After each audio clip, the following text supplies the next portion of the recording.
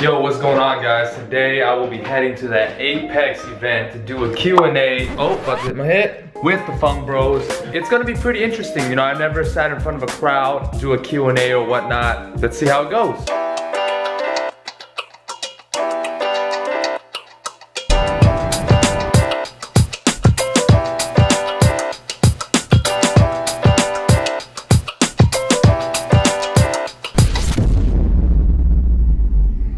One follow-up question. That's my last question. A lot of people here don't know you were actually you're actually a fob from Asia. And can you talk a little bit? Do you think being from Asia and moving to America at a young age, it gave you more freedom to break free from stereotypes, or less freedom than, say, somebody in your same position who was born in America? Because I came to the U.S. at a young age, it didn't really make me like a legit fob.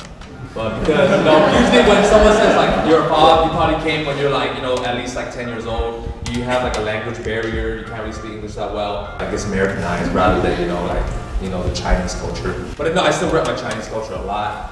But in terms of like how I talk, dress, and look, then probably more of an American. For sure, I can't walk into work, you know, in an office job with zigzag lines on my head, right? So, you know, I still wanted to be me, so that's why I had to, you know, leave all that behind and focus on, you know, being me. You're from Macau, you came here, but then what was allowed you to kind of, you're from 66, but what kind of allowed you to be kind of so atypical? Just like David said, it depends on where you grew up and how you grew up, but also more importantly, who you grew up with. Who you surround yourself with, you know, growing up. Whether it's your friends or, you know, your family members or just your everyday connection with people. As a kid, you know, when I first found the passion, love basketball, my favorite player was Allen Iverson. So as you guys know, he's like probably the smallest player on the court. You know, and he took on, you know, Kobe and Shaq, and for him to bring his team to the NBA Finals, like, yo, man, like, you know, little guys can, you know, do big things. It's not about how tall you are, how big you are, it's how big your heart is. And I believe that, you know, if you're passionate enough and, you know, you put your heart into something, you can really do big things. But if you wanted to change in your lifetime, which is very American, to want things to look at history and the timeline of your own life, then you're gonna have to really shift. Listen, guys, either you shift your consumption pattern or you stop complaining. Because you have to make a change. Like, we have to make a change. It's not gonna be fair, so we can't play the game straight up, that's what we're saying. What did your parents think when you told them that you were going to do this, and what do they think now? What differentiates your content, which is, you guys are doing great, from like amateurs or people that are just like one step below you? What shoots you over the top? I think it's just the mindfulness of what we're trying to do, and like the message. We're trying to go out there and explore things and put other people on, and put other people on from different communities, whether it's Nelson or Boy Richie or anybody else that we've ever collabed with. But basically, yeah, it's just the fire in it. I know, Nelson, you got a deep fire to do what you do, right? To me, it's not about talent, it's about heart. It's about if you're passionate, if you're really passionate about doing what you want to do, I believe that you will be great at it. There's a lot of talented, raw athletes who could probably make it to the NBA, but one, their work ethic might not be good, they might not, you know, be as passionate about the game compared to someone who is, you know, less talented, but, you know, who works harder, who's more passionate about it, who just wants to strive. So, like, a lot of those talented players will never make it because they don't have that engine to drive them to succeed. But if someone looks down at me, I'm gonna use that as motivation to strive. What's your ultimate goal?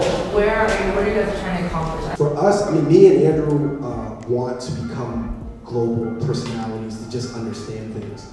I think at one point I did want to be like Eddie Kwong and like tell my story and like be this cool like hipster god figure. Like what David, Nelson, and Andrew are doing, definitely impactful to the community, especially to the young professionals who are looking to pursue such a career.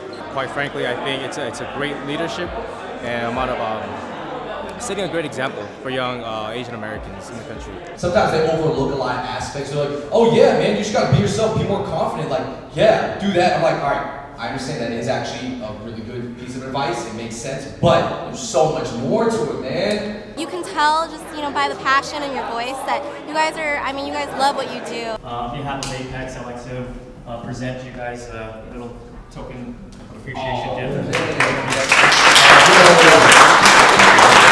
not about like how to start a YouTube channel, or it really starts with that passion that you have. A lot of us here today, we can kind of identify with what they're talking about. Hopefully it was eye-opening and we said a lot of stuff and we didn't mean to offend anybody, but to be honest, this is just like the truth. It is really a personal goal of mine to make sure that our voices are heard.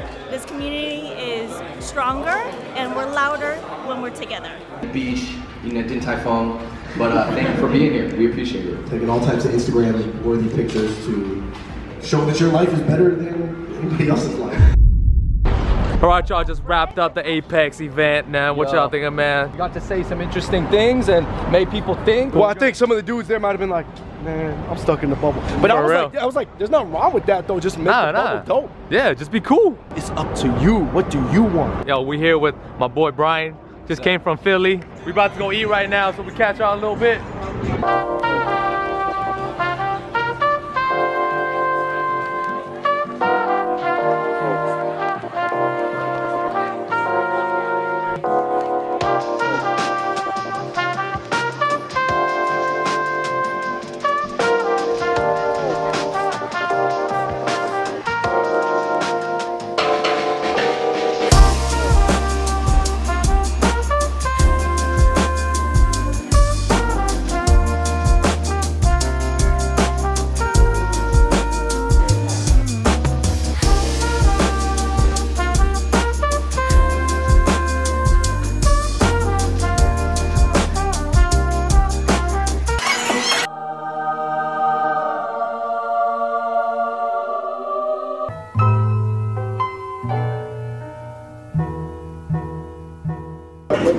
Chocolate, what's good?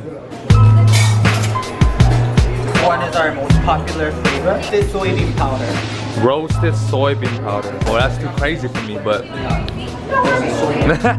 Was it like a butter cookie, like sugar cookie, where you jam it into ice cream? It's pretty good. It's called Oob. So let's get in. Alright guys, and that pretty much wraps up for today's event.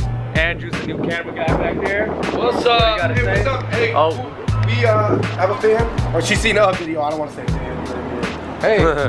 What? What part of LA are you from?